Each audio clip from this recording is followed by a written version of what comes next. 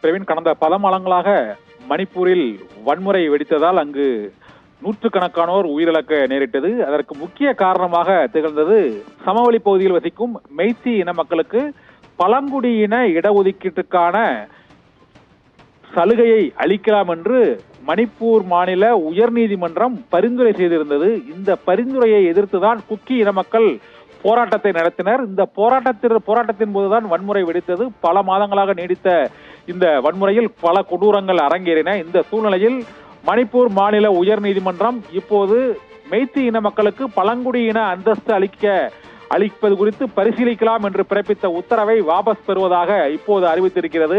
பல மாதங்களாக பல கோடி ரூபாய் மதிப்புடைய சொத்துக்கள் சூறையாடப்பட்டதுடன் பல கிராமங்கள் தீக்கிரையாக்கப்பட்டது, பல உயிர்கள் பறிபோகின, பல பெண்கள் அங்கு பாலியல் வன்முறைக்குள்ளாக்கப்பட்டார்கள். இது நாடு முழுவதும் எதிரொலித்த இந்த பிரச்சனை அரசியல் ரீதியாகவும் மிகுந்த ஒரு அச்சுறுத்தலை மக்கள் மத்தியில் ஒரு அதிருப்தியை ஏற்படுத்திய சூழ்நிலையில் மெய்த்தி இன மக்களுக்கு பழங்குடியின அந்தஸ்து அளிக்கக்கூடிய அந்த உத்தரவை இப்போது அம்மாநில உயர்நீதிமன்றம் வாபஸ் பெற்றிருக்கிறது.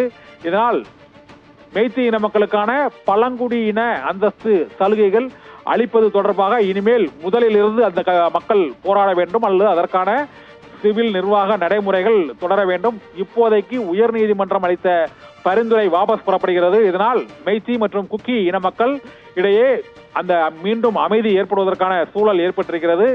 சமவெளி பகுதியில் வசிக்கும் மெய்த்தி இன மக்களுக்கு பழங்குடியின அந்தஸ்து அளித்தால் மலைப்பகுதிகளில் வசிக்கும் குக்கி இன மக்களுக்கான உரிமைகள் பாதிக்கப்படும் என்பதால் அந்த மக்கள் மெய்த்தி இன மக்களுக்கான இடஒதுக்கீடை எதிர்த்து போராடினார்கள். அதனால் இரு தரப்பினருக்கும் இடையே கலவரம், வெறுப்பு, வன்முறை மூண்டது. இப்போது இந்த வெறுப்பு வன்முறைக்கு முற்றுப்புள்ளி வைக்கக்கூடிய வகையில் உயர்நீதிமன்றத்தின் இந்த உத்தரவு அமைந்திருக்கிறது.